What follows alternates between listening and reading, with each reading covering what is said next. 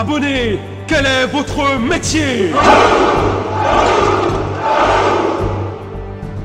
Salut les soldats, c'est Monard. Aujourd'hui on se retrouve pour parler d'un nouveau monstre Link qui est un peu moins populaire que Heavy Metal Foes Electrum, mais qui est pourtant vraiment pas mal. Et donc on va parler de Perpetual King Arcfiend. Donc c'est le retour du système de dés de paiement de points de vie. D'ailleurs il ressemble vraiment à Roi de la Terreur Arcdémon, que ça soit par le design ou par les effets. Bon, passons au monstre. C'est un lien de niveau 2, il a une attaque de 2000, les flèches de lien sont dans les diagonales en bas à gauche, en bas à droite, et les matériaux de lien qu'il nécessite c'est 2 monstres démons, donc ça aide vraiment très facilement invocable. Concernant ses effets, pendant chacune de vos stand-by phases, payez 500 life points ou détruisez cette carte. Les effets 1 et 2 de cette carte ne peuvent être activés qu'une seule fois dans la même chaîne. 1. Si vous payez les life points, vous pouvez envoyer depuis vos decks au cimetière un monstre démon dont l'attaque ou la défense est égale au montant payé. Deuxième effet, si un monstre démon est envoyé à votre cimetière, vous pouvez lancer un dé à 6 faces seulement une fois et appliquer un de ces effets à l'un des monstres envoyés au cimetière. Si le chiffre 1 apparaît, vous l'ajoutez à votre main. Si le chiffre 2, 3, 4, 5 apparaît, vous mélangez la carte dans le deck.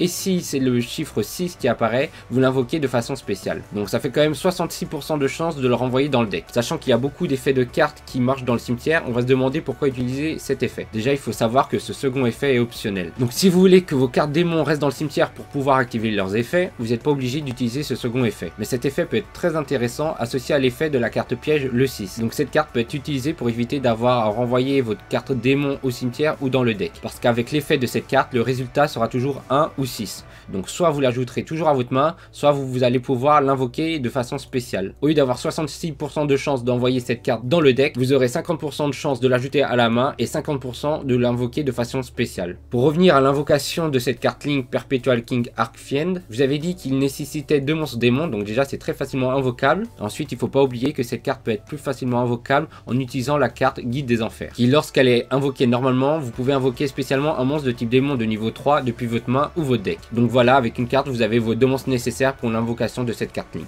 Voilà, personnellement je trouve cette carte vraiment intéressante, surtout couplée avec l'effet de l'E6. Je pense qu'il y a vraiment pas mal de très bons combos à faire. En tout cas vous, dites-moi ce que vous en pensez, laissez un j'aime si vous avez aimé la vidéo, surtout abonnez-vous, et nous on se retrouve pour une prochaine vidéo. C'était Manar, c'était un plaisir, salut les soldats.